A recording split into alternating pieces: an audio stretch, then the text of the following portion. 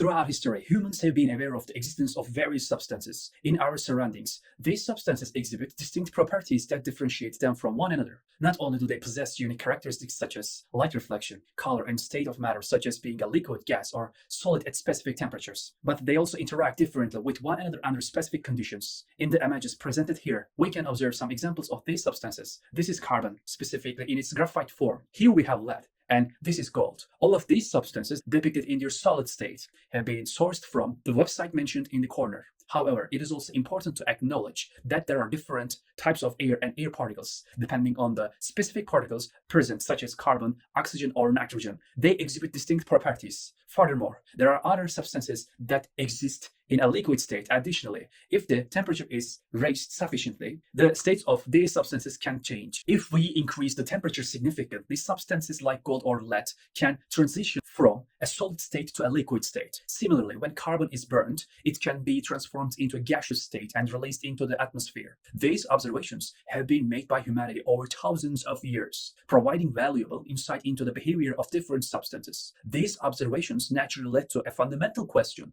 which was one topic of philosophical inquiry. The question is whether there is a smallest unit or chunk of a substance, such as carbon, that still retains the properties characteristic of that substance. In other words, is there a fundamental building block beyond which further breakdown would result in the loss of those properties? Today, we are better equipped to answer this question. The answer is that such fundamental building blocks do exist, and we refer to them as elements. Elements are pure substances with distinct properties at specific temperatures and exhibit characteristic reactions. They represent the smallest units of a substance that retains the unique properties associated with that substance. By understanding the concept of elements, we gain a deeper understanding of the fundamental nature of matter and the diversity of substances we encounter in our world. Carbon, lead, or gold are all examples of elements. In the past, water was also referred to as an element, but we now understand that water is composed of more fundamental elements, specifically oxygen and hydrogen. All the known elements are organized and listed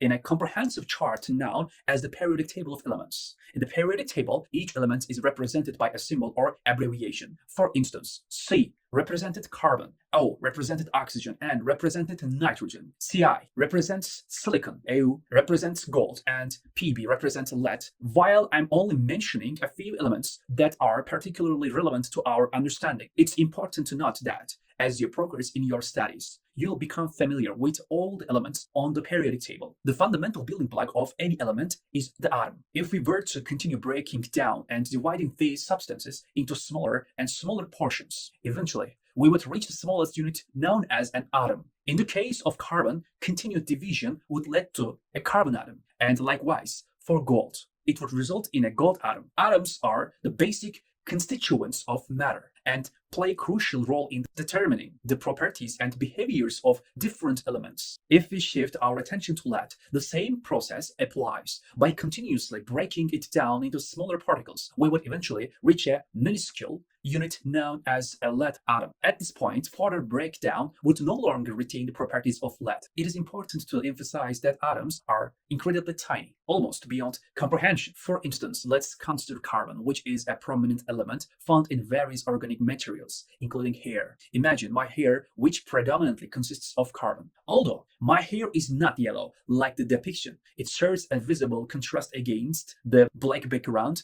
If I were to ask you how many carbon atoms wide my hair is, we would be referring to the width, not the length. In other words, if we were to take a cross-section of my hair and determining the number of carbon atoms across that width, you might assume that the number of carbon atoms across the width of a hair strand is in the range of thousands or tens of thousands, given their minuscule size. However, the actual count is much more astonishing. In fact, you could fit approximately 1 million carbon atoms across the width of an average human hair. Please note that this is an approximation and not an exact figure, but it provides a glimpse into the extraordinary smallness of atoms. Try to envision plucking a hair from your head and picturing a million objects aligned side by side across its width. It's even challenging to observe the width of a hair, yet there would be a million carbon atoms occupying that space. Now, the fact that atoms serve as the fundamental building blocks of elements, including carbon, is intriguing itself. However, what makes it even more remarkable is that these basic building blocks are interconnected. In other words, a carbon atom consists of even more fundamental particles, forming a hierarchical structure of subatomic components. A gold atom, similarly to other atoms, is composed of even more fundamental particles. These particles determine the properties and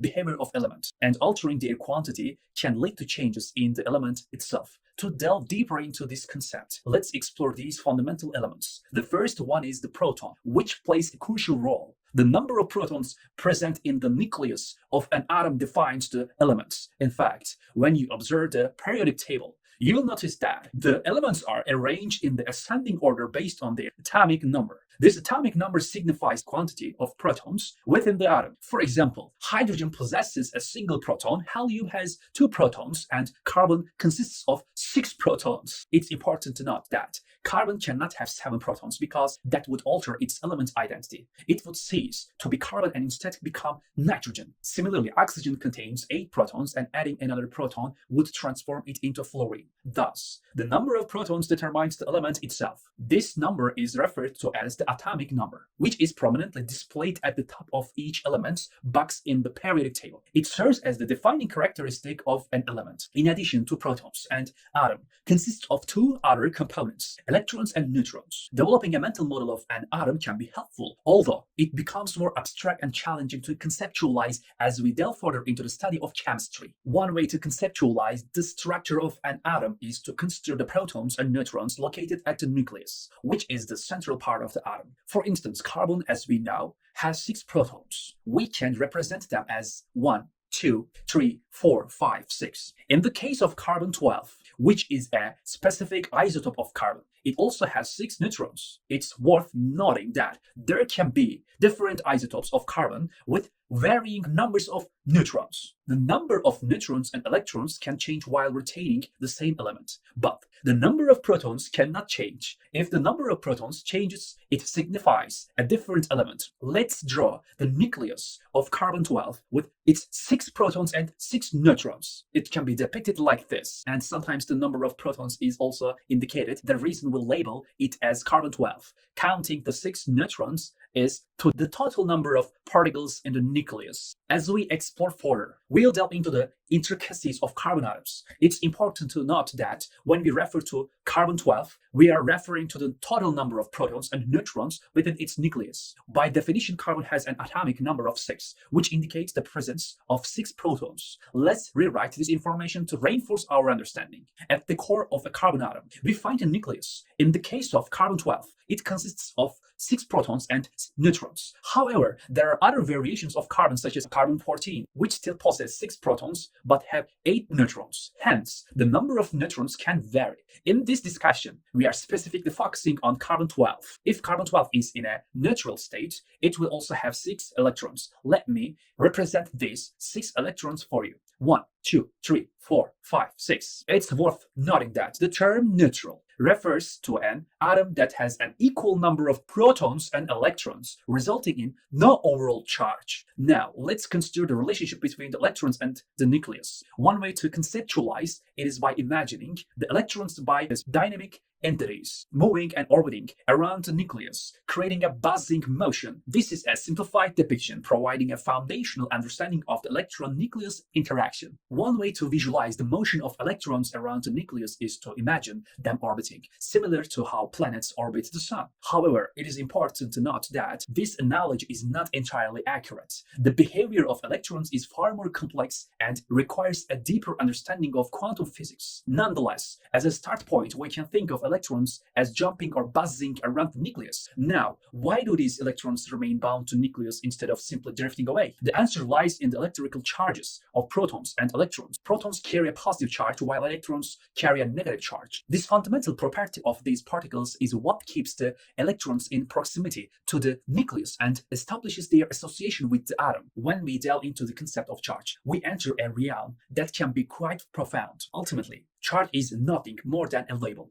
However, in the realm of electromagnetic force, we observe that, unlike charges attract each other, this understanding helps us make sense of interaction between protons and electrons. Since protons and electrons carry opposite charges, they are attracted to each other. Neutrons, on the other hand, are neutral and reside within the nucleus without significantly affecting the properties of certain elements. The reason electrons do not simply fly off on their own is because they are attracted to the nucleus. Additionally, electrons possess extremely high velocities, which brings us to another intriguing aspect of physics, explaining the precise behavior of electrons requires delving into the peculiarities of their movement. Suffice it to say that their rapid motion prevents them from simply collapsing into the nucleus. It's as if they continuously jump or oscillate, maintaining a delicate balance between attraction and movement. As I mentioned earlier, carbon-12 is defined by the number of protons it possesses. The number of protons determines the definition of an element, such as oxygen with 8 protons. However, electrons can interact with other electrons or be taken away by other atoms, and this interaction forms the basis of our understanding of chemistry. It depends on the number of electrons an atoms or element possesses and how they are arranged in their configurations. By studying the electrons' configurations of different elements or even atoms of the same element, we can make predictions about their reactions, bonding, attraction, or repulsion with other elements or atoms. For instance, in the future, we will explore how atoms of one element can react with atoms of the same element or with atoms of different elements. We will learn more about bonding and the interactions between electrons. In certain cases, an atom from another element may take away an electron from a carbon atom due to various reasons or circumstances, which we will delve into further as we progress in our studies. In chemistry, we will delve further into the concept that certain elements or neutral atoms have a greater affinity for electrons compared to others. This means that some elements are more likely to attract or swipe electrons from other atoms. For instance, let's consider a scenario when an atom from another element takes away an electron from a carbon atom. As a result, the carbon atom would have fewer electrons and protons. In this case, if it initially had 6 electrons and 6 protons, losing 1 electron would leave it with only 5 electrons and still 6 protons. Consequently, the atom would carry a net positive charge. Throughout our chemistry playlist, we will explore these topics in greater detail. It's fascinating to observe how these fundamental building blocks, known as atoms, can undergo changes in their electron configurations, resulting in altered properties. By gaining or losing electrons or rearranging their electron arrangements, atoms can transform from one element to another, showcasing the versatility and complexity of the atomic world. This fundamental understanding of atoms and their behavior serves as a foundation for exploring the vast realm of chemistry.